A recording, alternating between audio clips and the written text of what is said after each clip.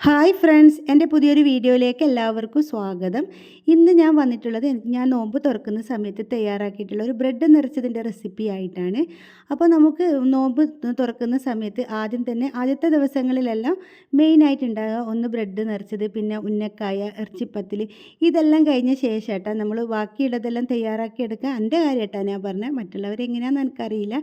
അപ്പോൾ നമ്മൾ എന്തുണ്ടെങ്കിലും മെയിനായിട്ട് നോമ്പിന് തയ്യാറാക്കുന്നതാണ് ബ്രെഡ് നിറച്ചത്, ഇറച്ചിപ്പത്തിൽ, ഉന്നക്കായ, പഴം നിറച്ചത്. ഇതെല്ലാം നമുക്ക് കണ്ണൂർ സ്പെഷ്യലായിട്ട് തന്നെ എന്നും തയ്യാറാക്കുന്നത് കേട്ടോ. അപ്പോൾ അതെങ്ങനെയാണ് തയ്യാറാക്കി എടുക്കുന്നതെന്ന് നമുക്ക് നോക്കാം. ഞാൻ ഇതവിടെ ഒരു കപ്പ് ചിക്കൻ ഇതുപോലെ ഒന്ന് കൊത്തി അരിഞ്ഞിട്ട് എടുത്തിട്ടുണ്ട്. ചെറുതായിട്ട് കൊത്തി അരിഞ്ഞിട്ട് എന്ന് പറഞ്ഞാൽ ചെറുതായിട്ട് ഇതുപോലെ ഒന്ന് കട്ട് ചെയ്ത് എടുത്തിട്ടുണ്ട്.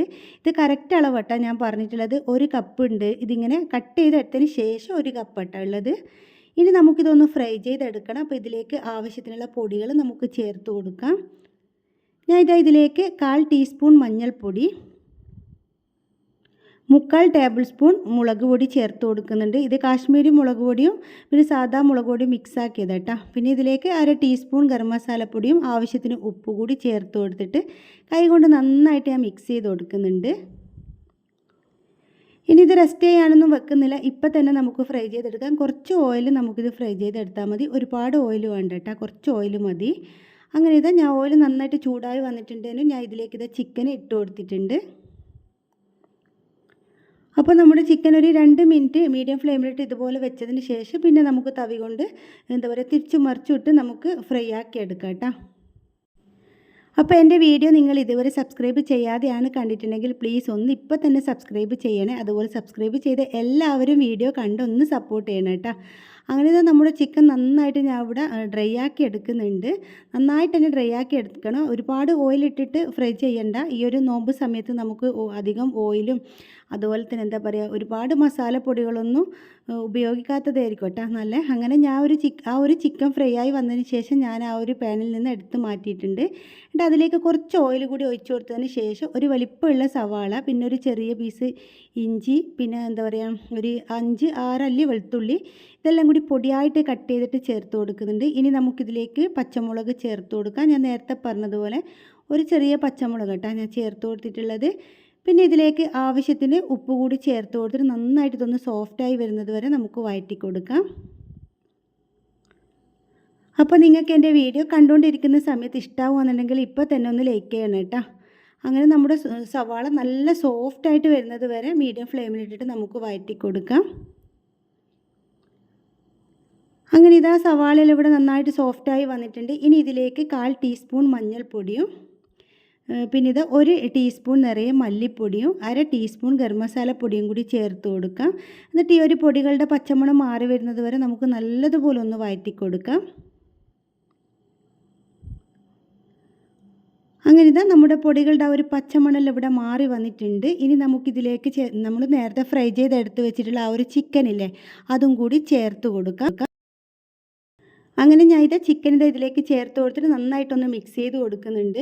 ഇനി ഇത് ഒരുപാട് സമയമൊന്നും ഇങ്ങനെ ഇളക്കി കൊടുക്കേണ്ട ആവശ്യമൊന്നുമില്ല. നന്നായിട്ടൊന്ന് മിക്സ് ചെയ്ത് കൊടുത്താൽ മാത്രം മതി. അങ്ങനെ ഞാൻ ഇതിവിടെ നന്നായിട്ട് മിക്സ് ചെയ്ത് കൊടുത്തിട്ടുണ്ട്. ഇനി നമുക്കിതിലേക്ക് കുറച്ച് മല്ലിയിലയും കൂടി ചേർത്ത് കൊടുത്തിട്ട് നന്നായിട്ടൊന്ന് മിക്സ് ചെയ്ത് കൊടുക്കാം. എന്നിട്ട് ഞാൻ ഇതിൻ്റെ ഫ്ലെയിം ഇവിടെ ഓഫ് ചെയ്ത് കൊടുക്കുന്നുണ്ട് കേട്ടോ. പിന്നെ ഞാൻ ഇതിവിടെ ബ്രെഡ് എടുത്ത് വെച്ചിട്ടുണ്ട്. ഞാൻ ഇവിടെ 4 പീസാട്ടോ എടുത്തിട്ടുള്ളത്. മൊത്തത്തിൽ ഞാൻ 6 പീസ് ചെയ്തെടുക്കുന്നുണ്ട്, പക്ഷേ ഇവിടെ ഞാൻ 4 പീസേ കാണിക്കുന്നുള്ളൂ. ഇനി ഇതിൻ്റെ ആ ഒരു അടിഭാഗം നമുക്ക് കത്തി വെച്ചിട്ട് ഇതുപോലെ 4 ഭാഗത്തായിട്ടൊന്ന് വരഞ്ഞു കൊടുത്തിട്ട് ഇതിൻ്റെ അകത്തുള്ള ആ ഒരു ഭാഗങ്ങളെല്ലാം എടുത്ത് മാറ്റാം. അപ്പോൾ ഇത് പുതിയ ബ്രെഡ് ആയതുകൊണ്ട് നമുക്ക് പെട്ടെന്ന് തന്നെ കത്തി വെച്ച് ഇതുപോലെ കട്ട് ചെയ്തെടുക്കാൻ പറ്റുന്നുണ്ട് കേട്ടോ.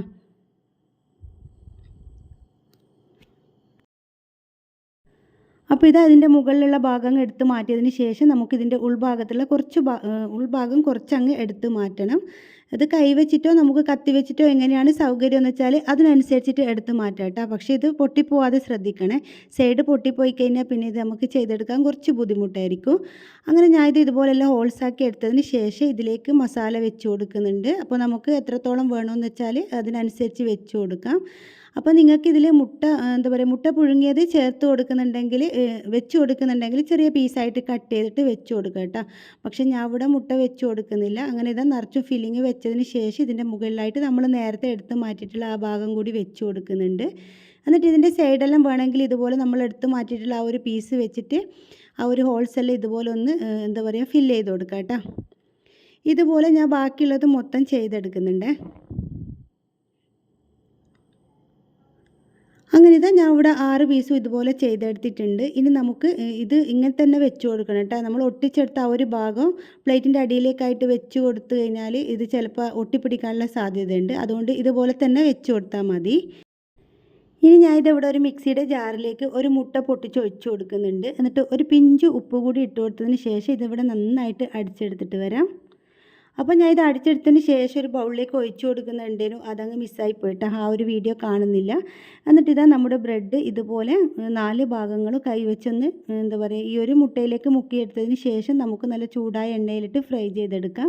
അപ്പോൾ നമ്മളിത് മുട്ടയിലേക്ക് എന്താ പറയുക മുട്ടയിലേക്ക് മുക്കി കൊടുക്കുന്ന സമയത്ത് നമ്മൾ ആദ്യം ആ ഒരു ഒട്ടിച്ചെടുത്ത ഭാഗമില്ലേ ആ ഒരു ഭാഗം വന്നിട്ട് ആ മുട്ടയിൽ ആദ്യമായിട്ട് ഇങ്ങനെ വെച്ച് കൊടുക്കാൻ. എന്നിട്ട് ഇത് നല്ല ചൂടായ പാത്രത്തിലേക്ക് കുറച്ച് ഓയിൽ ഒഴിച്ച് കൊടുത്തിട്ടുണ്ടേനു. എന്നിട്ട് ഇത് തിരിച്ചും മറിച്ചിട്ട് നമുക്ക് ഫ്രൈ ചെയ്തെടുക്കാം കേട്ടോ.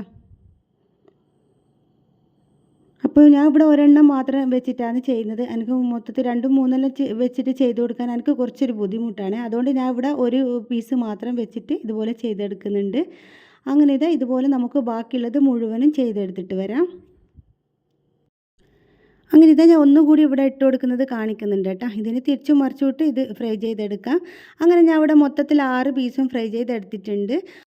അങ്ങനെ നമ്മുടെ ബ്രെഡ് നിറച്ചത് ഇവിടെ തയ്യാറായിട്ടുണ്ട്. അപ്പോൾ ഇത് പണ്ട് കാലം മുതലേ അധികം വീടുകളിലും ഉണ്ടാവും. നമ്മളെ വീട്ടിലെല്ലാം എന്താ പറയുക നോമ്പിന് അധികം ഇത് തയ്യാറാക്കലുണ്ട് കേട്ടോ. പക്ഷേ പണ്ടൊക്കെ ഉള്ളത് നല്ല വലുപ്പമുള്ള ബ്രെഡ്, അത് കാണുന്ന സമയത്ത് തന്നെ നമുക്ക് വയറ് നിറയും. ഇത് ചെറുതായതുകൊണ്ട് കാണാനും നല്ല ഭംഗിയുണ്ട്, കഴിക്കാനും അടിപൊളി ടേസ്റ്റ് കേട്ടോ.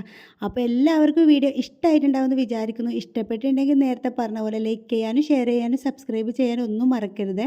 നിങ്ങളുടെ കുക്കിംഗ് ഇഷ്ടപ്പെടുന്ന എല്ലാ ഫ്രണ്ട്സിനും അതുപോലെ ഫാമിലിക്കൊക്കെ ഒന്ന് ഷെയർ ചെയ്ത് കൊടുത്ത് സപ്പോർട്ട് ചെയ്യണം കേട്ടോ. പുതിയൊരു വീഡിയോ ആയിട്ട് വീണ്ടും കാണാം.